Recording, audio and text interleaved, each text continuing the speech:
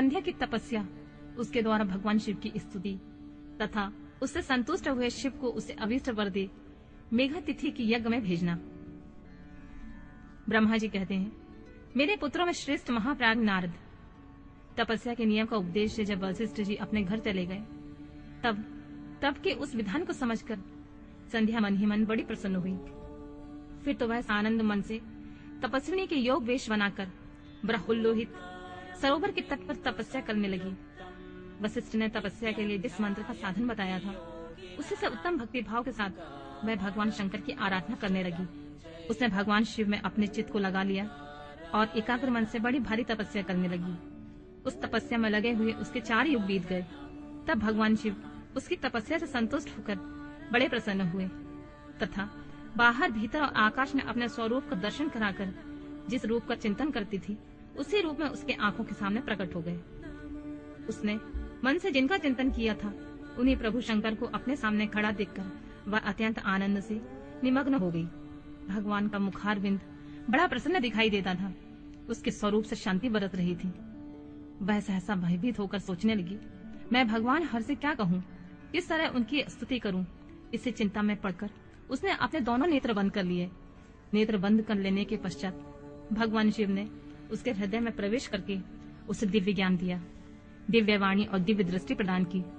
जब उसे दिव्य ज्ञान, दिव्य दृष्टि और दिव्य वाणी प्राप्त हो गई, तब वह कठिनाइयों से ज्ञात होने वाले जगदीश्वर शिव को प्रत्यक्ष देखकर उनकी स्तुति करने लगी और बोली, जो निराकार और परम ज्ञान गम्य है, जो न स्थूल है, न सूक्ष्म है और न उच्च ही है, तथा जिनके स्वरूप का योगीजन अपने हृदय के भीतर चिंतन करते हैं, उन्हीं लोकस्त्रा आप भगवान शिव को नमस्कार है।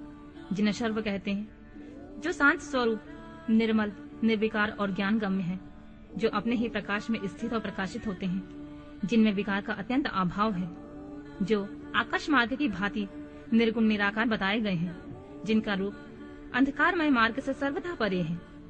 और नित्य प्रसन्न आप भगवान शिव को मैं प्रणाम करती हूँ, जिनका एक रूप शुद्ध बिना माया के प्रकाशवान, सच्चिदानंदमय, सहज निर्विकार, नित्यानंदमय, सत्य, ऐश्वर्य से युक्त, प्रसन्न तथा लक्ष्मी जी को देने वाला है। उन आप भगवान शिव को नमस्कार है, जिनके स्वरूप की ज्ञान रूप से ही वो भावना की जाती है, जो इस जगत में सर्वथा भिन्न है एवं सच प्रधान, ध्यान के युग, आत्म स्वरूप सारभूत, सबको पार लगाने वाला तथा पवित्र वस्तुओं में भी परम पवित्र है। उन आप महेश्वर को मेरा नमस्कार, जो आपका स्वरूप शुद्ध, मनोहर, रत्नमय, आभूषणों से विभूषित तथा स्वच्छ कपूर के समान गौण वर्ण है, जिसने अपने हाथों में वर, अभय, शूल तथा मुंड धारण कर रखा है। उस दिव्य चिन्मय सगुण आकार विग्रह से सुशोभित आप योगा युक्त भगवान शिव को नमस्कार है। आकाश, पृथ्वी, दिशाएं, जल, तेज तथा काल, ये जिनके रूप हैं, उन आप परमेश्वर को नमस्कार।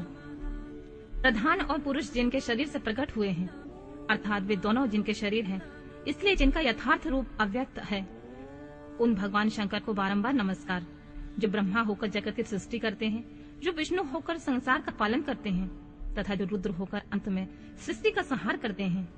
उन्हीं आप भगवान सदाशिव को बारंबार नमस्कार, जो कारण के भी कारण है, दिव्य अमृतपूर्ण ज्ञान तथा अणिमा एवं ऐश्वर्य प्रदान करने वाले हैं, उन समस्त लोकांतरों को वैभव देने वाले हैं, स्वयं प्रकाश रूप हैं और प्रकृति से परे हैं। उन परमेश्वर शिव को नमस्कार नमस्कार। यह जगत जिनसे भिन्न नहीं कहा जाता, जिनके चरणों से पृथ्वी तथा अन्य अंगों से संपूर्ण दिशाएं, सूर्य, चंद्रमा, कामदेव एवं अन्य देवता प्रकट हुए हैं और जिनकी नाभि से अंतरिक्ष का आविर्भाव हुआ है, उन्हीं आप भगवान शंभु का मेरा नमस्कार है। प्रभु, आप ही सबके उत्कृष्ट परमात्मा हैं, आप ही नाना प्रकार की विद्याएं हैं, आप ही हर और आप ही सद्ब्रह्म पर ब्रह्मा है। आप सदा से विचार में तत्पर रहते हैं, जिनका न आदि है, न मध्य है और न अंत है, जिनसे सारा जगत उत्पन्न हुआ है तथा जो मन तथा वाणी का विषय नहीं है। उन महादेव जी की स्तुति मैं कैसे कर सकूंगी। ब्रह्मा आदि देवता और तपस्या के धनी मुनि भी जिनके रूपों का वर्णन नहीं कर सकते, उन्हीं परमेश्वर का वर्णन अथवा स्तवन मैं कैसे कर सकूंगी। प्रभु, आप निर्गुण हैं, मैं मूढ़ स्त्री आपके गुणों को कैसे जान सकती हूँ। आपका रूप तो ऐसा है जिसे इंद्र सहित संपूर्ण देवता और असुर भी नहीं जानते हैं। महेश्वर, आपको नमस्कार है। तपोमय, आपको प्रणाम है। देवेश्वर शंभु, मुझ पर प्रसन्न होइए, आपको मेरा बारंबार प्रणाम है।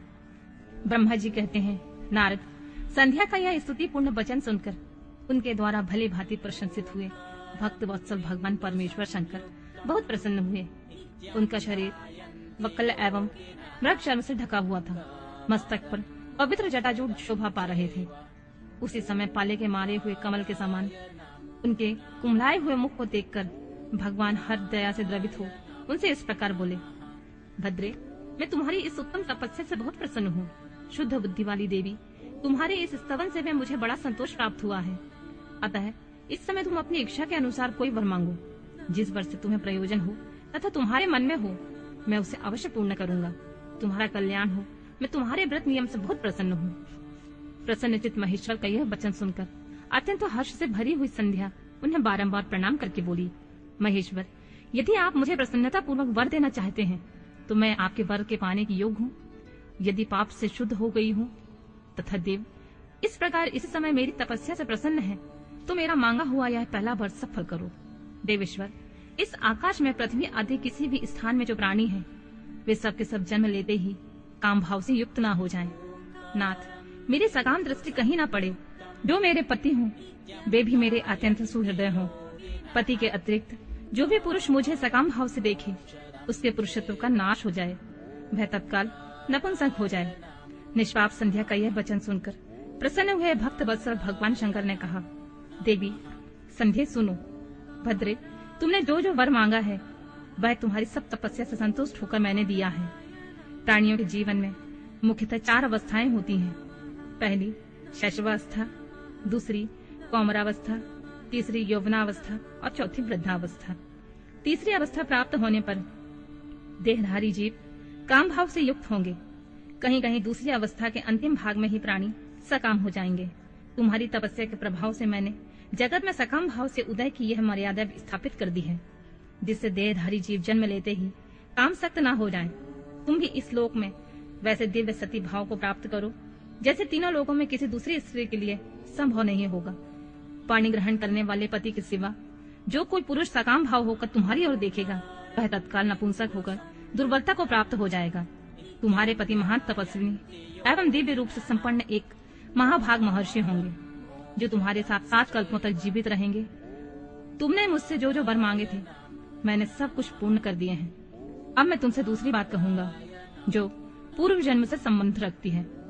तुमने पहले से ही यह प्रतिज्ञा कर रखी है कि मैं अग्नि में अपने शरीर को त्याग दूंगी।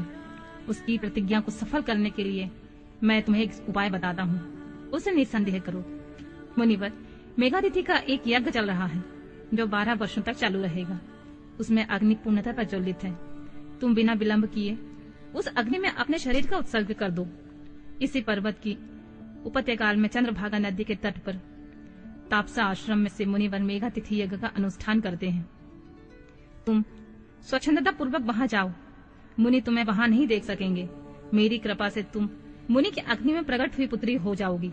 तुम्हारे मन में जिस किसी स्वामी को प्राप्त करने की इच्छा हो उसे हृदय में धारण करके उसी का चिंतन करते हुए तुम अपने शरीर को उस यज्ञ की अग्नि में होम दो। संध्या, जब तुम इस पर्वत पर 4 युगों तक के लिए कठोर तपस्या कर रही थी, उन्हीं दिनों इस चतुर्युगी के सतयुग बीत जाने पर त्रेता के प्रथम भाग में प्रजापति दक्ष की बहुत सी कन्याएं हुई। उन्होंने अपनी इन सुशीला कन्याओं का यथायोग वरों के साथ विवाह कर दिया। उसमें से 27 कन्याओं का विवाह उन्होंने चंद्रमा के साथ किया। चंद्रमा अन्य सब पत्नियों को छोड़कर केवल रोहिणी से प्रेम करने लगी। इसी कारण क्रोध से भरे हुए दक्ष ने जब चंद्रमा को शाप दे दिया, समस्त देवता तुम्हारे पास आए, परंतु संध्या, तुम्हारा मन तो मुझ में लगा हुआ था। अतः तुमने ब्रह्मा जी के साथ आए हुए उन देवताओं पर दृष्टिपात नहीं किया। तब ब्रह्मा जी ने आकाश की ओर देखकर और पुनः चंद्रमा को स्वरूप प्राप्त करें यह उद्देश्य मन में रखकर उन्हें शाप से छुड़ाने के लिए एक नदी की सृष्टि की, जो चंद्रभागा नदी के नाम से विख्यात हुई। चंद्रभागा के प्रादुर्भाव काल में ही महर्षि मेघातिथि यहाँ उपस्थित हुए थे। तपस्या के द्वारा उनकी समानता करने वाला कोई दूसरा नहीं हुआ, न है न होगा। उन महर्षि ने महान विधि विधान के साथ दीर्घ काल तक चलने वाले नामक यज्ञ का आरंभ किया। उसमें अग्निदेव पूर्ण रूप से प्रज्वलित हो रहे थे। उसी आग में तुम अपने शरीर को डाल दो और परम पवित्र हो जाओ। ऐसा करने से उस समय तुम्हारी वह प्रतिज्ञा पूर्ण हो जाएगी। इसी प्रकार संध्या को उसके हित का उपदेश देकर देवेश्वर भगवान शिव वहां से अंतर्ध्यान हो गए।